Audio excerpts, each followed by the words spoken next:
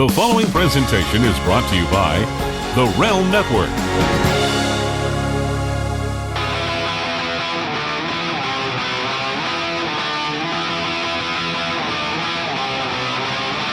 All right, here we are. We're in we're back at the Bill DeMott Experience. This is going to be a great episode for me because we just released last week on the Bill DeMott Experience on the YouTube channel the training camp episode, and this week I got some great guests. But I want to hit my big business. My pals at Amazon and I have collaborated, if you will, here on the Realm Network for everybody on iTunes. And it's so important that you and your friends and your family support this free show by shopping through my Amazon page. Just click the Amazon link in the upper right corner at BillDeMottExperience.com.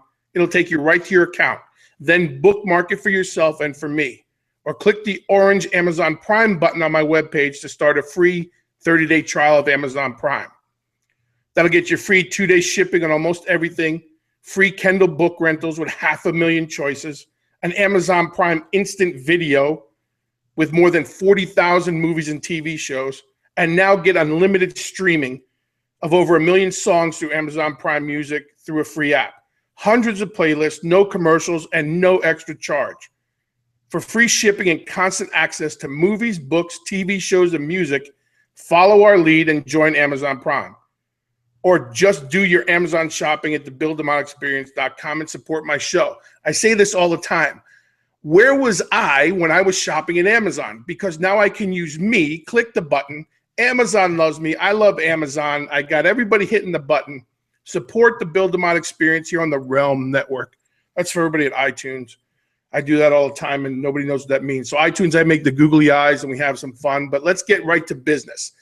My guests this week are two people that I hold in high regard in wrestling and as people. We spent the weekend together in Virginia, and we aired an episode called Training Camp on the Bill DeMott Experience on my YouTube channel. And Mickie James and Nick Aldis are with me. Come on in, guys. You there? Hi. Hey, hi. Here we are. There they are. And I got to tell you, I had so much fun.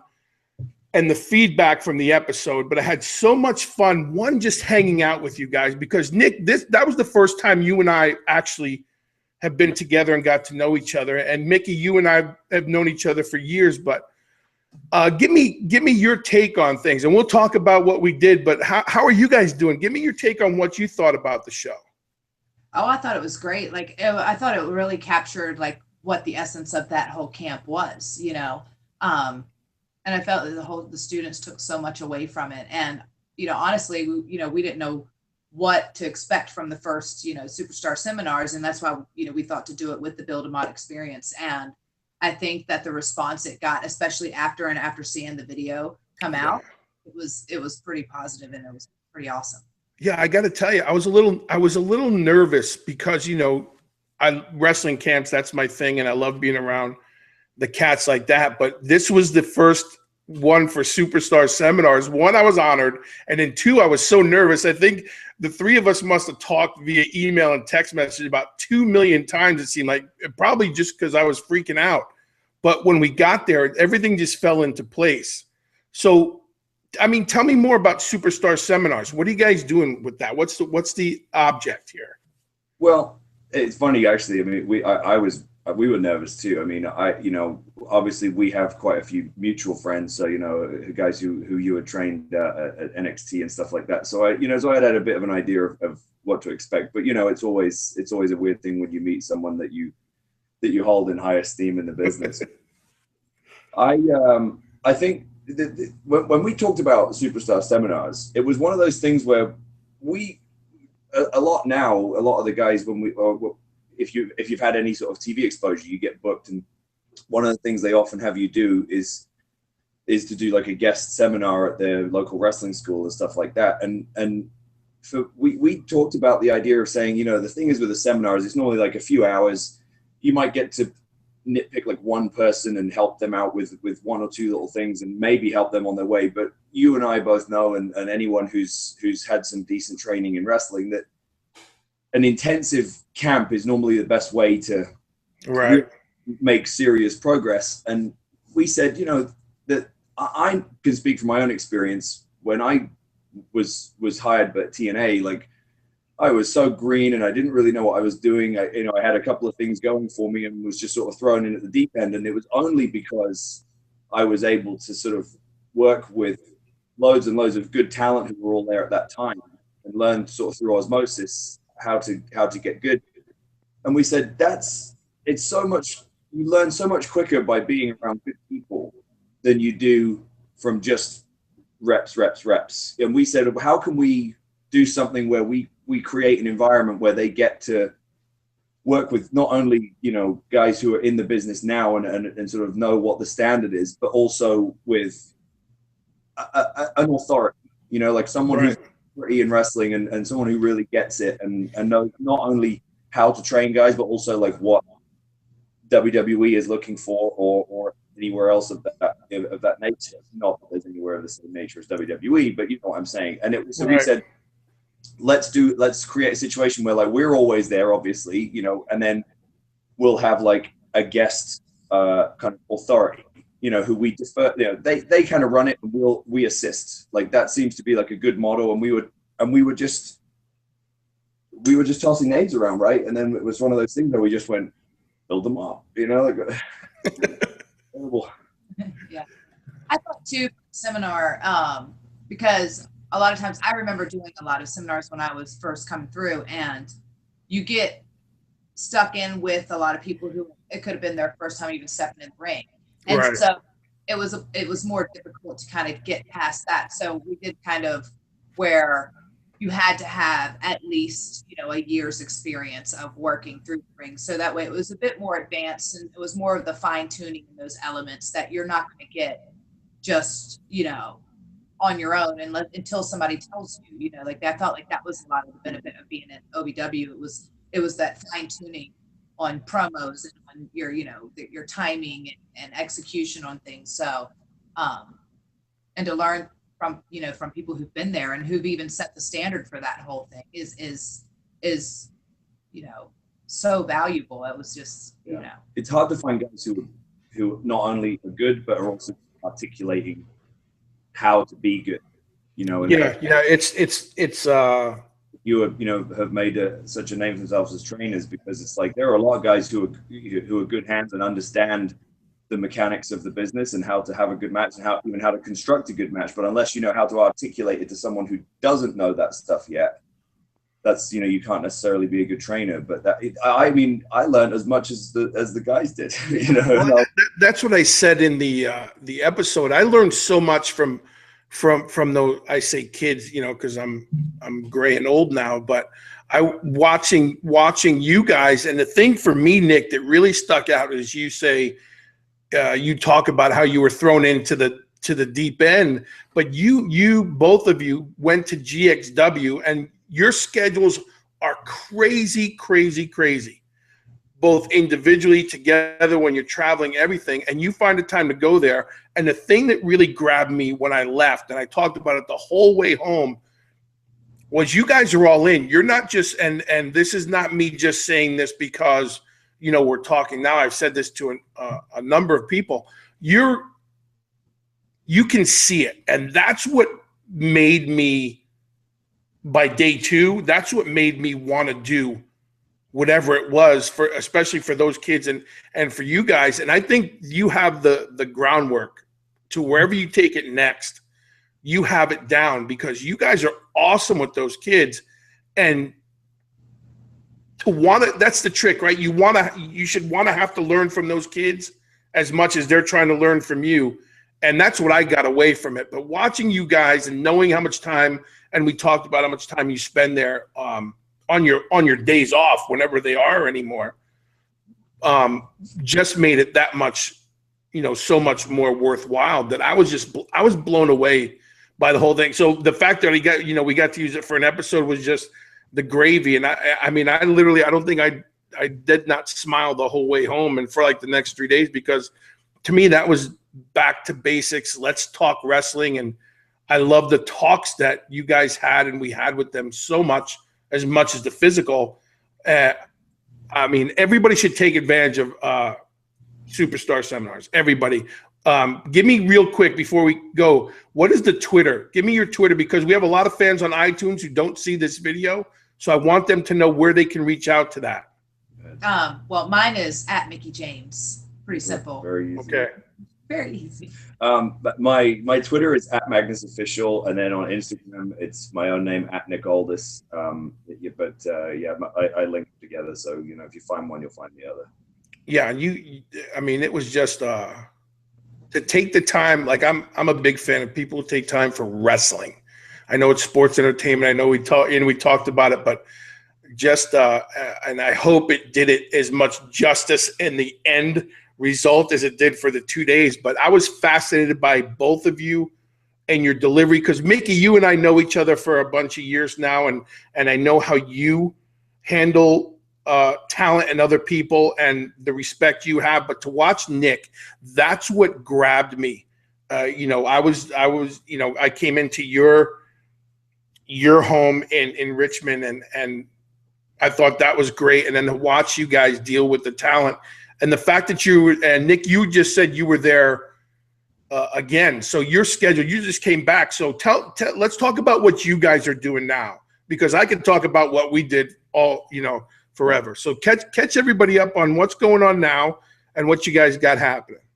Oh gosh, so busy, because Donovan just had his first birthday. Unbelievable. That is unbelievable. Like it's just, yeah. Yeah. So, and I have my music bookings. I have wrestling. Nick has wrestling. We both have GFW. We both, Yeah. I mean, basically, anytime that I'm not wrestling, I mean, like I've just done two trips to Europe in the last 6 weeks, and then I go again to Germany for Tony St. Clair in a couple of weeks, and then we have we're I mean, it's no secret at this point. We're actually booking and sort of promoting the first UK shows for Global Force. That was one of the cool things about going on with Jeff, was that he sort of afforded me the opportunity to kind of be somewhat of the UK guy as far as like developing the live events and using sort of some of my established relationships with the media and different contacts and venues and stuff, so that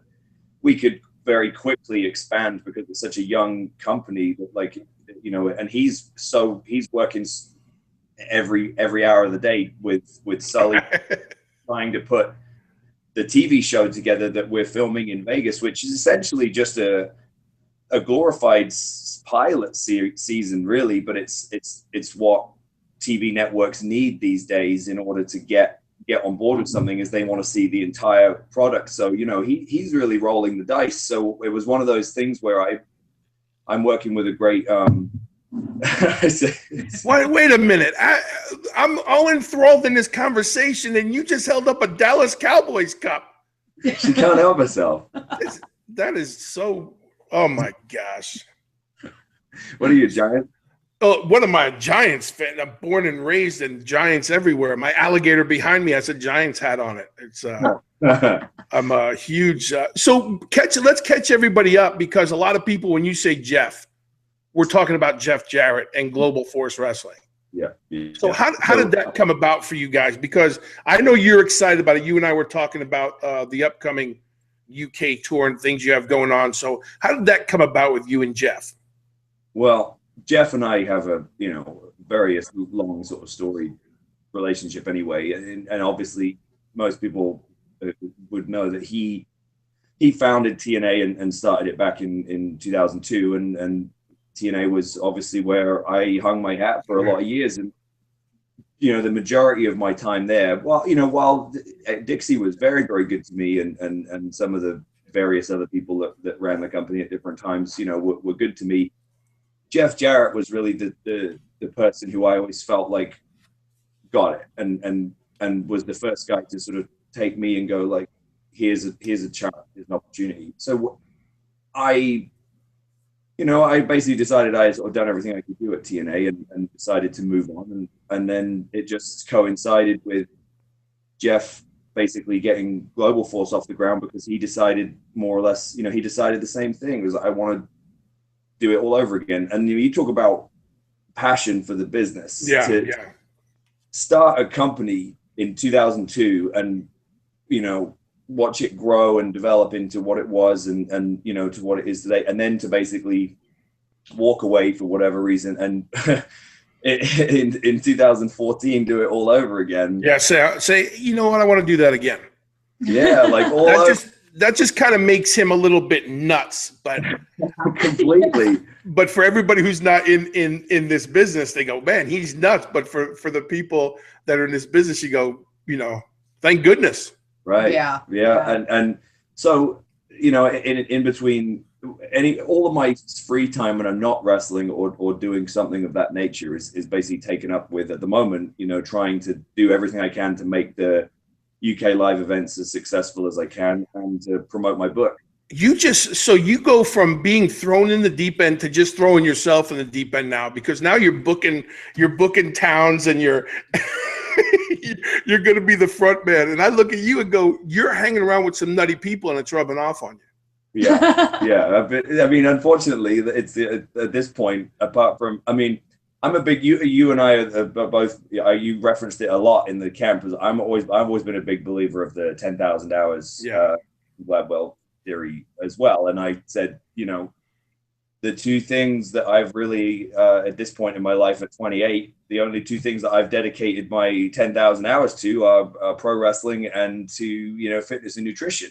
So it makes sense to me that if I'm going to try and make a living from, you know, it needs to be from those two things. So that's why I have wrestling, and then in the meantime trying to promote the book and make it successful. Well, let's talk now. I'm going to leave Mickie on the back burner because she brought up that Dallas Cup. I'm just half hot. I'm trying to look. I don't even my Giants gear or anything.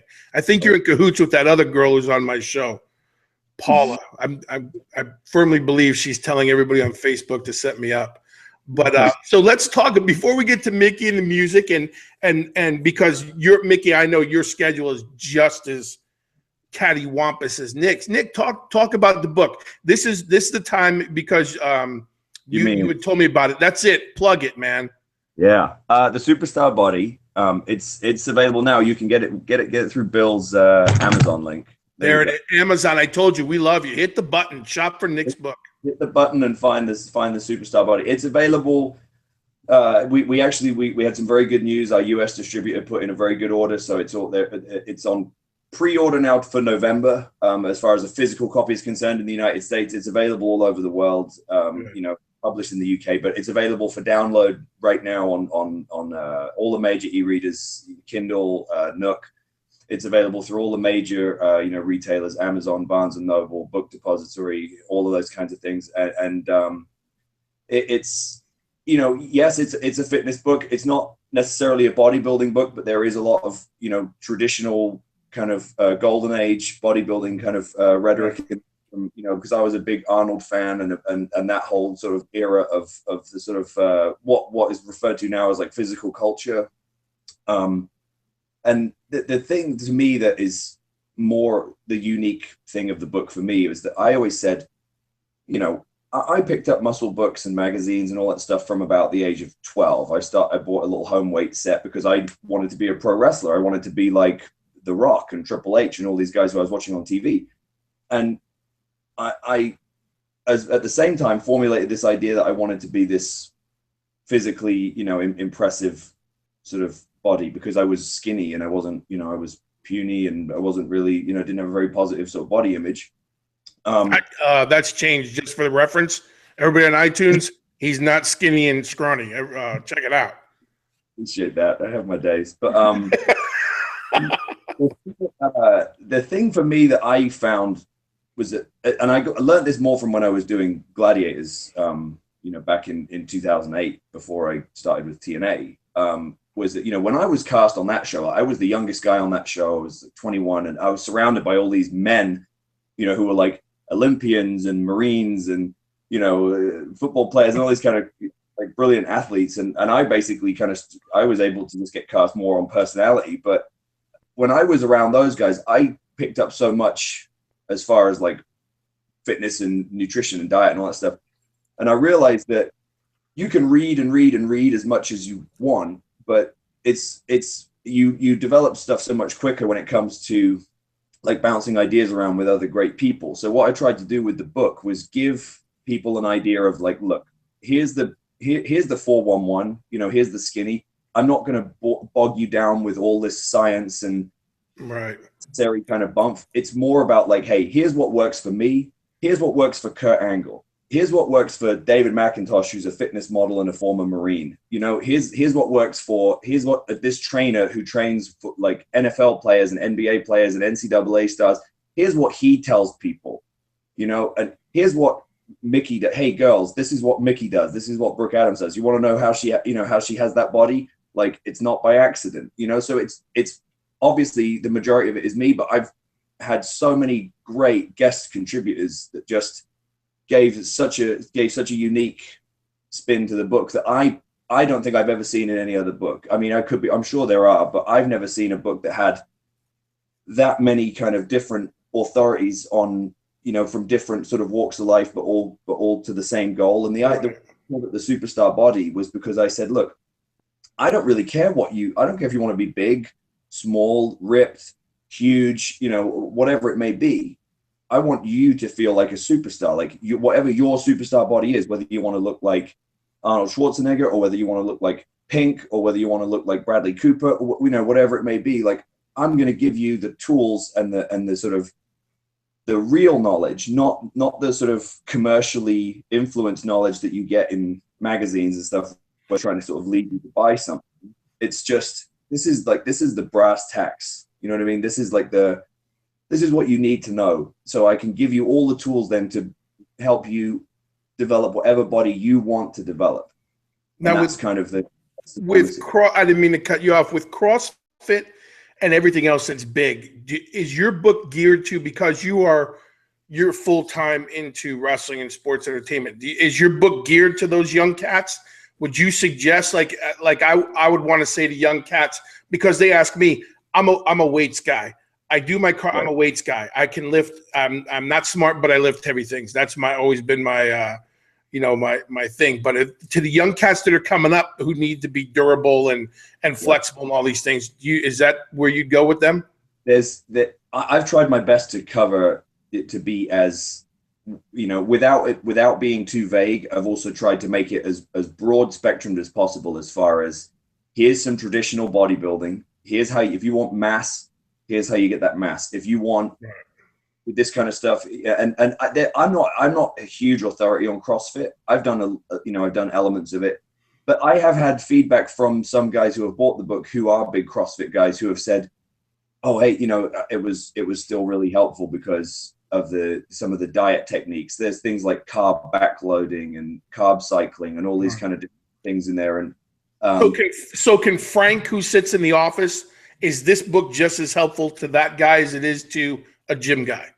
Absolutely. I think so, because the problem is that there's so much misinformation out there, and there's a lot of information that's actually very, you know, that's really comes with an agenda, you know, especially when it comes to diet. You know, it's so hard to trust you know, what you read in magazines and stuff like that now when it comes to, well, first of all, it's all very contradictory. You know, one month it will be like, don't touch carbs, you know, whatever you do. And then the next month it will be like, hey, why aren't you touching carbs? You know, like, you're not going to get the workouts right, you know? And so for me, it was like, there are different techniques, you know, that none of them are 100% right. They're all right in their own way. And this is like, but here's the, like, I tried to give people like a kind of straightforward approach to like what the whole issue is with carbs, for example. Like, just as an example, it's like most people are completely unaware of what the implication of carbs are, which is your insulin, which is all to do with your insulin and your insulin sensitivity or resistance, you know. And it sounds very like over scientific and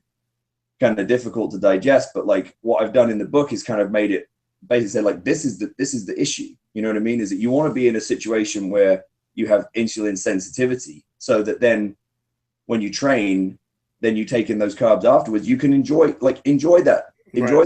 Don't worry about it. You know what I mean? Because you've created a situation where you're not, you know, it's not going to turn to a waste product, you know. And it's just, unfortunately, most people have a mindset that's kind of developed through years and years of being told, like, stuff that's only kind of partially true or true to an extent of helping somebody sell them some sort of product or supplement. Right. They're TVized. Everything's been what they've seen and what they've. Yeah. So what I've tried to do is just give them something where it's like, hey, if you want, even though you've been told like, oh, there's no way you should ever do this, this, and this, but hey, how come that guy looks like that and he does that? Well, because maybe he knows something you don't, and so I'm trying to help them know all those things that maybe they don't know at this point. Well, that's awesome, man. I'm congratulations on the book going as well as it is. And you're a please don't take this the wrong way. You got it, man. You big wrestler. How dare you be intelligent and it's a huge hindrance. I did a podcast a few weeks ago and we joked about how he said like the one thing holding you back in this business is that brain of yours. That's it. That intelligence is going to get you in trouble. Yeah. It already has. No, it's not. No, you have a lot going on, man, and you're the right guy with Jeff and leading that stuff, and I know you're excited about it. And I always say I don't like the word passion because everybody uses it so freely, but your passion for the things you speak about and what you do is clear, and that's what draws me to you. So I wholeheartedly appreciate it, and congratulations on the book and all that stuff. And I wish you more. The issue is now you're going to have to write another one. Yeah, well, and then it's book signings. I wasted a year and a half writing this one, and I was just like, oh man. Yeah. Finish it. Put more pictures in there. Do something. Yeah. But yeah, now you go on book signing tours in between. So whatever your day off is done now. That would be great. Anything to avoid more bumps on the bump card would be. Yeah, I'm with that. Although I will admit I miss it because I hurt more without doing it. But that's a whole different podcast. So okay, Dallas fan, let's get to it. I'm half hot now. Are you hot? Don't get hot. I feel like I'm gonna have to call what's her name later and tell her she set me up. So I say the same thing to you because you were, and I respectfully, you were such a young lady when I met you, and you're not, by no means are you old now, but you guys are like, you're both kids, and Mickie, you're not a kid in this business. You've done it all. Your name speaks for itself, and your delivery with those, and I didn't do it justice to capture either one of you, the way you dealt with the talent at GXW on that weekend, but your delivery, like you've learned your craft. That's the best, simplest way I can say it. You've learned your craft, and to sit back and listen to you talk and relay the message you're relaying, I was blown away. And not that you weren't paying attention, but I've never had the opportunity before to sit back and listen to others. Mm-hmm. You're always in the front, and when you get to sit back and listen to it, and you go, "Holy crap!"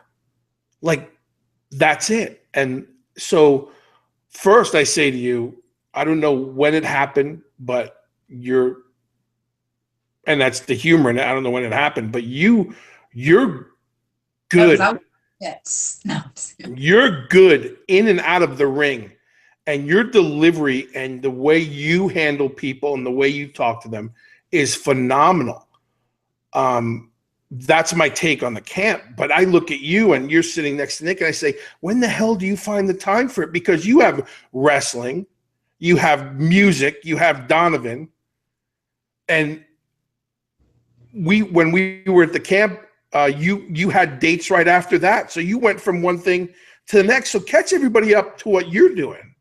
Oh my gosh. I don't know how. I think I just learned to juggle it. And I think because, I mean, as you know, like the schedule of being on the road is so taxing. It's 2 days out of the year. So you get used to that daily grind. And when it becomes part of like where you're only doing a third of that and you're sitting back at home, you're just spinning wheels at home. You're just going like, I need to be doing something, like this is not working for me. Right. So, Yeah, between all that, like we have a bunch of music dates coming up. I mean, I just did the Bike Fest in Ocean City. We just got booked in Aruba at a casino, so we're going out there. Yeah. Yeah, so it's exciting. And then I just started doing this radio show for Heart Songs for Veterans, where all the proceeds go to veterans, and it's building awareness. And the show's called Project Lips. It's like an internet radio show. Okay. So it's really, I've just been doing that for the past 2 months or so. Yeah. And I'm just falling in love with the stories and the cause, and like, it's amazing. So we work a lot with Walter Reed Hospital and the soldiers coming back and injured, and the rehabilitation through there, and a lot. It's really, really cool. So that's awesome.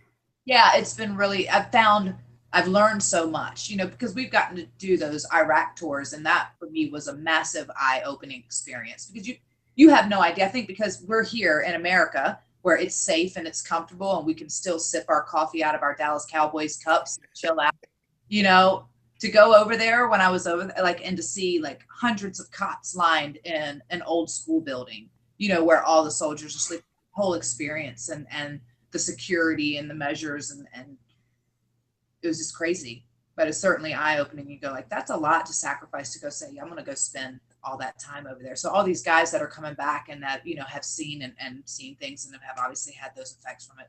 Right. That's a lot of the stuff that we're working with that. Then wrestling, of course, as much as I can, because we love it and we're crazy and you can't help it.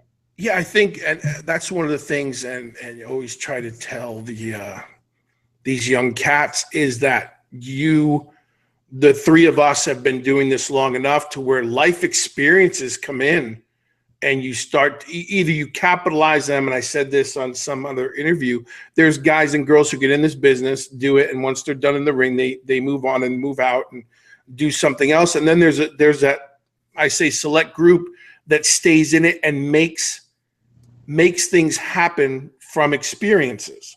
Right. And that's always my thing, is experiences. And now both of you are taking that experience and giving it back to the wrestling community, but then using your celebrity to do so much more.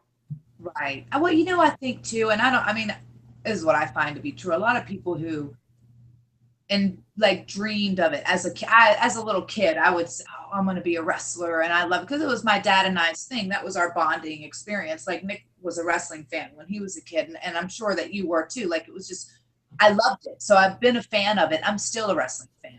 Yeah. So ultimately, like, the one thing I remember, and I think it was really like a key point that I learned along the way. And someone said to me, like, you always want to leave the business better than when you came in.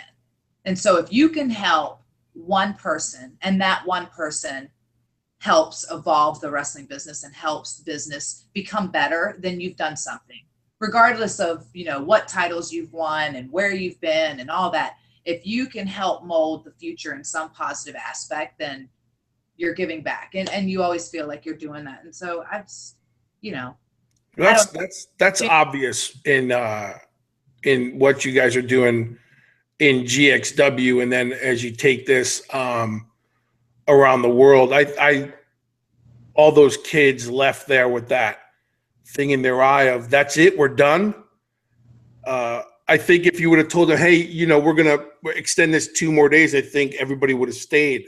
Even right. From the kid who drove down from Canada, to the, you know, from everybody else, because and to Nick's point earlier, that's what people are looking for in these seminars, because Q&As are great, and you know, you get to spend, and you know, I think that's what those panels are for, and we've all been to the shows where they have the panel and the fans get to ask questions, but to have that time and to give it back. Steve Austin and I talked one time, and I always told him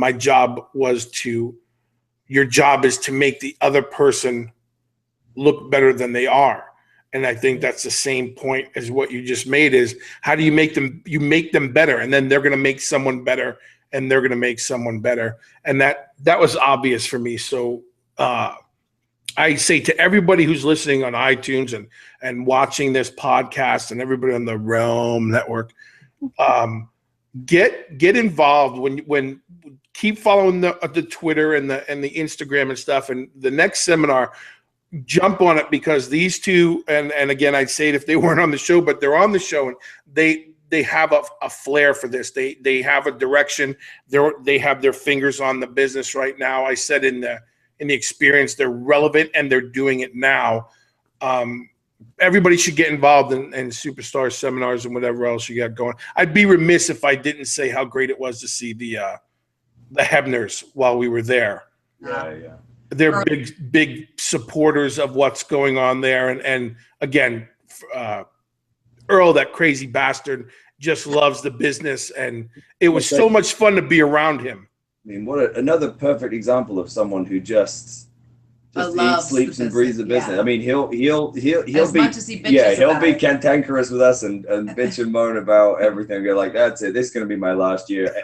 But as long as I've known Earl, it's been his last year in the business.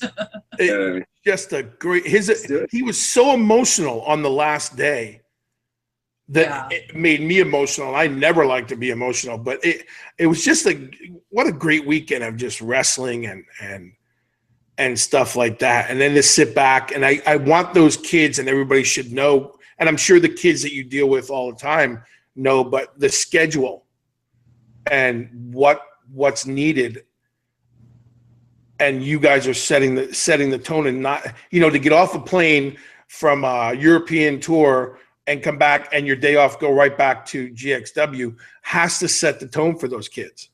Yeah, I mean, it's hustle too, like if you're at this point, I'm doing everything I can, obviously, to help Global Force Wrestling get off the ground. And I want that to be a huge success, but it's not in a position right now where it has me on a contract or anything like that. And it's certainly not in a position like I was with TNA. And honestly, at this point, if you're not under contract at WWE, but you intend to make a living from wrestling, like, you have to hustle.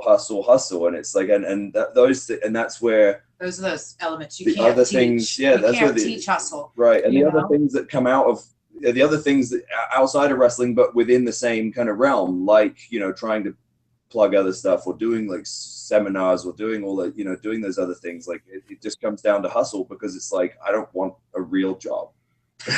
Yeah, I agree with you. That's why I get to sit in the upstairs of my house and do this show, because I haven't worked in 28 years, so I don't want to start now. Had a real job. But those kids have to. I mean, they were a great group of guys, and a couple of them keep in contact with me via Facebook and things like that. And to watch them try to put those things into play that were talked about in those 2 days, and to see a love of it. Like Corey Bush stands out to me. He's a big, husky kid, and he knows, while he may never reach that level, he wants to be in this business. So he wants to learn it from the ground up, and he wants to know the backstage, and he wants to know about all these things. And those are the kids that you gravitate to. Yeah, Corey had a really cool story, just because he didn't originally sign up for the camp. There was a girl that signed up, and she couldn't do the camp because she was going to Japan.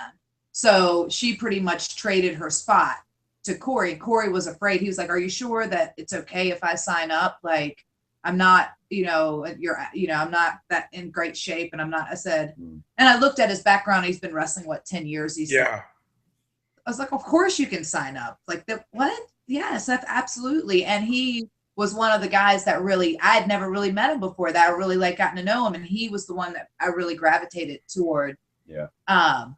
Throughout that whole experience. Like, he really touched my heart. You know what I mean? Mick too, and you knew Mick because I guess he'd been to a couple of tryouts, and stuff like that. He's talented. It's a great example of he's just a good human being, and good attitude. Like, he's a lawyer. What does he want to be a wrestler? Yeah, I said it to him the first time I met him. Mick panned it. I'm like, what do you do? You should be representing me. You shouldn't be trying to stand in the ring, go toe to toe with me. Yes. He could be a millionaire in one tryout. Just go around handing out business cards. Well, that's it. Or take, he could take a bad fall and represent himself. I always told him, I'm like, hey, one slip on. But we had Tessa Blanchard who was there, and that kid goes to everything and anything. Yeah. I love Tessa. I've worked with Tessa a bunch, and she's a great girl, and she's only been wrestling like a year and a half. Yeah. Very good. 19 years old. What, like, you know, your dad's Tully Blanchard. What are you going to do? But you guys brought that out. You guys brought that out in them, and it was a great experience for me. I enjoyed it. I enjoyed just being around both of you and being around those kids, and that GXW is a great place off in the corner. Yeah. You know, it's off in the corner, but that's it. I say it looks like because I wasn't there during their training, but that's a place where they're trying to they're trying to get it right. Yeah. And they're taking the time, and I know they run a shows out of there, and everybody, you know, you cannot ever down hard work and determination, and from everybody I met there and the people that you deal with, and I feel like everybody get involved. Everybody should be going to seminars, and until you're told no, for everybody out there on iTunes and all you aspiring wrestlers, if you want to tweet questions, tweet those kinds of questions. I'll answer that stuff, you know, all day long. Forget about what I think about who did what on this show, or how do I feel about this guy talking smack. Let's talk. That's what I loved about that camp and being with you guys, is we got to talk wrestling for a couple of days, and that was so everybody understands, we were there 10 and 12 hours. Yeah. It was originally what we had originally penciled in, 10 to 4, and we were there from 10 until 8, 9 o'clock at night, almost 10 at night, both nights. Yeah, it was a soft 4. It was a soft. It was a soft floor, but that's hats off to you guys and the way it was run, and again, how you deal with people. And you could have very easily have cut ties. Go, hey man, that's great. Everybody who paid for this, we're done at 4:15. Let's clean up and go home. We'll see you tomorrow. But I felt like that energy was so infectious. You know, you brought your own energy, and I could tell that you were excited. We were excited, and there was that. I feel like that just grew through osmosis, and it made everyone in the camp excited, you know, and want to give and give and give. So everybody was pushing themselves from you all the way down to Corey, to Tessa, to, you know, Duran. Everybody pushed themselves to the limits. I think, you know, for me, like, and I'm, you know, I'll say this, and I hope that everyone takes this on board, and you know, this, I'm saying this just because it's true, but I'm sure that there were, even some of the guys who came probably had some reservations about your reputation and what they were going to go through, and, you know, what they may or may not experience. And to me, I think the thing I want to try and convey to anyone listening to this or watching this was that though every single one of those people there, they worked their asses off. Yes, they did. Not because you made them, because you encouraged them and then drove them when the time was right. Like, there were periods, yes, where there was like the squats and the push-ups and the sit-ups and the conditioning and stuff like that. But there was no point, there was never a point where someone couldn't just say, all right, I'm out. Like, every single one of those people pushed themselves to the limit because they wanted to, because you made them want to, not because you made them, you know. And there was not a single one of those people, while they all walked away going like, geez, I worked hard and I figuratively got my ass kicked.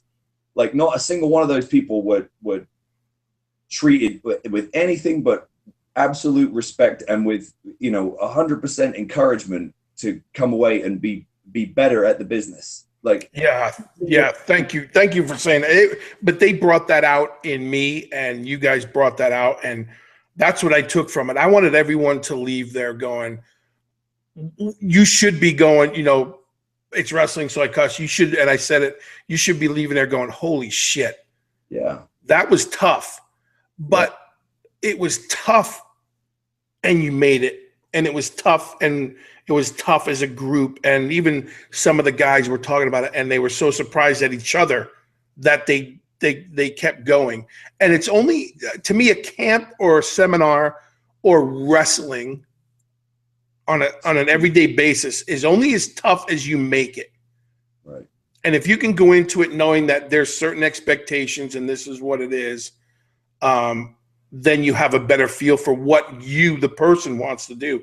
But that's my thing. The Bill DeMott Experience, and I said this to the Miami Herald, I think last week, is he says, what's your end game? And my end game is simply this: don't go by the tough enough guy. Don't go by the guy that when the red light is on, I'm that guy, because that's what I get paid to do. Go by the guy you meet. And that's why the Bill DeMott Experience, both the podcast and the YouTube channel. Come and let's spend time together. And we'll both look at each other and go, that was a serious camp, or that was a serious seminar. Yes, that was a serious couple of days we spent together. But if we leave there looking at each other with a smile going, man, let's do that again, then to me, that's what makes it all worthwhile. And I know that's what we had in Richmond. And I know everything you guys do and touch going forward with the seminars and everything you do is like that, because you two bring that out in people as well. Well, we were hoping to do some more, with you. And then I thought to do like a diva camp and like, oh yeah, it's really, we're trying to aim it towards people who've had experience, that need that fine tuning, that have been wrestling 2 or 3 years and have had tryouts and have had those experience and goes like, what am I doing wrong? And how can I fix it? Like, what are those things that I need to know that I obviously don't know yet? You know what I mean? To kind of, it's necessary, because they'll come to a camp and that's it until their next camp. And sometimes you don't get invited back, no matter what company it is, or whether you may not get invited back to Japan. So you have to keep honing that. And I think you guys have your finger on it, and it's the right idea. Yeah. Hopefully we'll see how it goes. Honestly, if you could fit it in, you guys got nothing going on like March 3rd of 2020. we were going, I think that Volume 4. We had we honestly had plans to be doing another one. We were trying to fit one in the UK when we were over there for the Global Force show. But then we ended up filling up our calendar with double shots after the thing, and then we're going to Amsterdam. Yeah, love Amsterdam. Yeah, Aruba and Amsterdam. It's not too bad. But honestly, like, part of me, honestly, it's hard, because as corny as this sounds, it's like it's hard. Like, I haven't given it as much thought as we had prior to your camp, because we were like, that camp was so good that it was like, how do we top it? You know what I mean? Like, it was such a good experience. It's almost like I don't know whether you think this, because we haven't really talked about it, but there's part of me that doesn't it's like, I don't know where we go from there, because that one was so successful. And we want them to be more of like a higher end, because you can go to camps all day long. Right. Different camps, whether it's out of school or whatever. But like I said before, it's not really a selective process on we could have had 100 people there at least, even if we wanted to. Right. But we had 20 people total, 15, 20 kids. Something like that. Yeah. That we kind of hand selected and been like, and accepted them, where, depending on where they were, and if we thought that they were actually going to benefit for the camp, and if they were ready for it, so yeah. But to have it more of like that critique, so then hopefully it's more for the boys and the ladies that are like coming up and want to get that end goal, and that's actually their goal, because that's the place I came from. Like, I took those I did the Ricky Steamboat and the Ricky Morton, the Bobby Eaton camps, and any camp that I could do to help better myself to get to that end goal. And it may have taken me, 5 to 7 years to actually get there, but when I got there, it made it that much sweeter. There's not a lot of that around anymore. And there's not a lot of those minds aren't there anymore. And the guys, and you said Bobby Eaton, who I have the utmost love and respect for. I got to work with him for years, but there's no more Bobby Eatons. There's no more, while they're still with us, they're just not capable physically, but they're not out there, and they're not, lack of a better term, relevant to what's going on. So I think the pressure's on the both of you, because you started something. And I think when you do the next one, no matter who you pick, your energy is going to be there because you started it that way. I think I went in with one mindset and just went off because their energy was contagious, and you guys had just such the right, I don't know, format or whatever it was, but it was just organic. It just happened. Place, honestly, Bill, like we had a vague idea of like how we wanted it to, how, you know, but it exceeded our expectations, honestly, in a lot. Like it went, it's a great facility, you know, like that. Yes, it is. It is a really good facility. So we had that going for us, and it's clean, it's spacious, it has a lot of tools, you know, like the green, which we didn't even utilize all the stuff, like the green room and the camera equipment and stuff. But we just, I mean, we had an idea in our head of how we wanted it to go, and we had hoped that it would, you know, but obviously you can never be sure of it, one, until you meet the talent who are actually there, right, and also until that chemistry starts to develop between the trainers and the trainees, and it just all worked, and now it's provided us a good blueprint if we want to go forward and do more. Yeah, let's do. Yeah, no pressure. You got to do it. You gotta do it. No pressure at all. I think that's what's missing. Yeah, is those kind of camps. Right. They're nice, 20, 25 people. I mean, I've done camps where we've had 80 cats at the same time, you know, so it turns into a factory. And this was more intimate, and there was a lot of downtime and discussion, and I always say, like, my term is get to know you time. And it was I know they left there just speaking, the two twins, the Hall brothers, are always sending me updated videos and things they're trying outside of wrestling now. They're trying to get into the entertainment part, and they're doing like these little shows in theaters and stuff. And it's awesome because they took from that and realized what can work elsewhere. Right. Yeah. Right. So that was awesome. I'm just so happy we had that time. I'm glad you guys took the time with me today to do this. Again, I say this respectfully. Two of my on my top 10 list for sure, favorite people. Nick, I love your drive. I hope everybody gets a chance to sit and talk to you about just life. Wrestling to me is a small part of what we do, but both of you have such a great outlook and approach towards things, and have learned. You've both, I hope, hopefully this comes off the way I mean it. You have learned, your time on the road has been spent wisely. You've learned life, and you have a lot to offer in and out of the wrestling ring. So I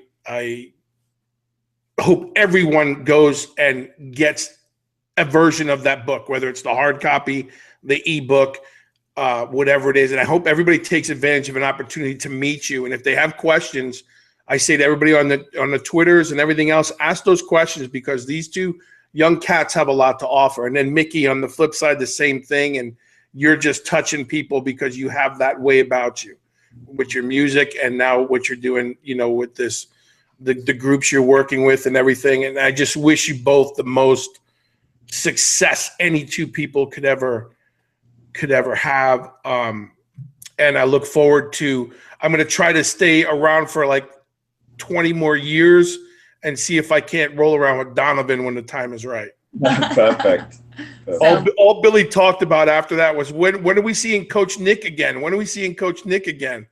He was so cute. He's the best. So cute. He loved when you were rolling around with him on the mats. And to me, that's the measuring stick, right? One dad to another is how my kids react to people is how I gravitate. My boy thinks you're like the best. Well, at least someone does. So Nick, plug the book for me again, and Mickie, plug everything you're doing for me again, real quick for everybody. The Superstar Body. It's out now. It's real world techniques for achieving your goals. It's got some great, great input from guys like Kurt Angle and all kind of really top people and myself, and it's good for anyone who wants to achieve their own superstar body, whatever that body may be. And everybody can click on that Amazon button on my page and go right to it and get that book. Absolutely. Mickie, hit me. Thank you so much for having us on. Plug your we stuff. love you. And Where's it? Give us your dates coming up music wise. Where you at?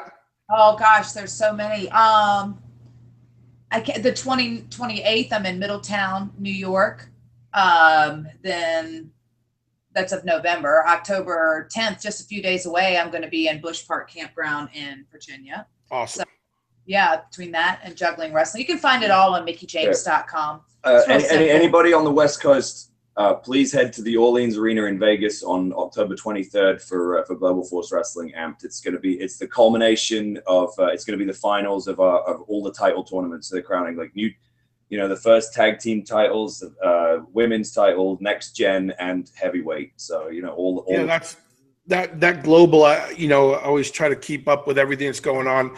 Give Jeff my best. I know Doc Gallows and all those cats are working with you guys as well. Is that right? Yeah. The little trade going on with New Japan and stuff. So you guys have a good crew of guys and some good minds going on there. I appreciate you both. I wish you nothing but the best. We'll talk soon. Everybody, get on their Twitters, follow them, get to know these people more than what you just saw on television because they're great. I appreciate you both. I'll talk to you really soon. All right, Bill. Thank you. Thanks, guys. Hey, that was this edition of the Bill DeMott Experience. I can't impress upon everybody enough to go follow Mickie and Nick on Twitter and Instagram and get to know them. If you get a chance, go to let me find my page here. I think that's it. Go to the Bill DeMott Experience on the YouTube channel. Check out training camp. Get a feel for what's going on, and keep your eyes out there for wrestling. Wrestling's a big deal. Go to the right camp, get in front of the right people, and do the right thing. This is Bill DeMott. This is the Bill DeMott Experience. Do what you say what you mean what you do. I'm out. Visit VinceRussoBrand.com to sign up for exclusive VIP content. You get over 20 new video shows monthly, including Vixens Who Rule and The Swerve, where Vince Russo interviews stars in wrestling and beyond. Listen to Vince and Jeff Lane discuss weekly news and rumor and review Attitude Era Raws. Also, watch the cult hit Bucket Full of Chicken next. Go to VinceRussoBrand.com and click the red subscribe button to join now.